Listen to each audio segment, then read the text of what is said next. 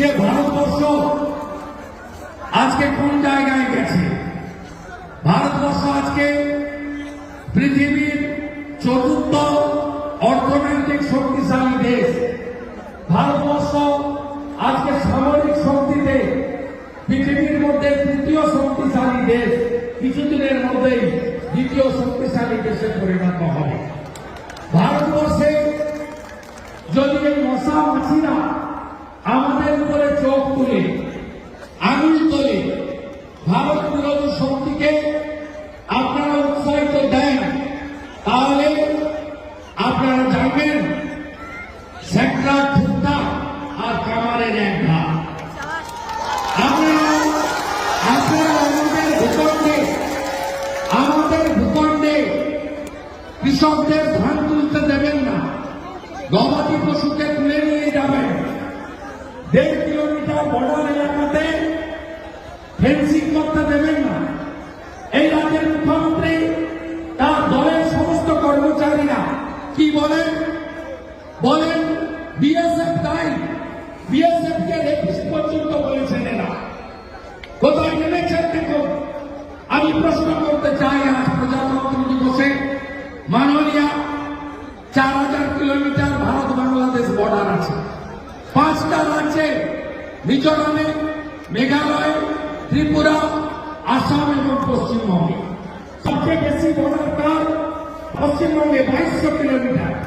আপনি 596 কিলোমিটার জমি দেননি কেন? জমি অধিগ্রহণ আইন আপনারা জানেন 1894 সালে ল্যান্ড অ্যাকুইজিশন অ্যাক্ট কালেক্টরের হাতে, যাকে এখন আমরা ডিএম বলি। সেকশন 4 ভারত সরকার টাকা দেয়, ভারতের স্বরাষ্ট্র দপ্তর যত টাকা লাগে দেয়। যত মূল্যে জমির মালিকরা জমি দিতে চান সেই টাকাই মোদীজি সরকার দিতে চায়, অমিত শাহজির দপ্তর দিতে চায়। কিন্তু রোহিঙ্গা মুসলমানদেরকে ঢুকিয়ে জনসংখ্যা বদলে দিয়ে আজকে পশ্চিমবঙ্গকে দখল করে নিতে চায় না, জনসংখ্যার বিস্ফোরণ ঘটিয়ে। তাই 596 কিলোমিটার জায়গায় কাটাতার দেওয়ার জন্য জমি দেয়। বিএসএফ কে 17টা চৌকি করার জন্য জমি দেয়নি পশ্চিমবঙ্গ সরকার। বিএসএফ এর 11টা বড় ক্যাম্প করার কথা, সেই ক্যাম্প করার জন্য দেওয়া হয়নি। এমনকি আপনাদের 25-50 কিলোমিটার এলাকায় ডিএমডিপির আন্ডারে প্রচুর কাজ করতে চায় ভারত সরকার। রাস্তা করতে চায়, নিকাশি করতে চায়, আপনাদের স্কুল বাড়ি দিতে চায়, স্বাস্থ্যকেন্দ্র বানিয়ে দিতে চায় বিএডিপির আওতায়। কিন্তু পশ্চিমবঙ্গ সরকার বিএসএফ কে এবং ভারত সরকারকে কাজ করতে দিচ্ছে না। একটাই কারণ, জনসংখ্যা বদল করে ওদের ভোট ব্যাংককে মজবুত রাখা। আমাদের সঙ্গে ভারতীয়দের বিরোধ নেই।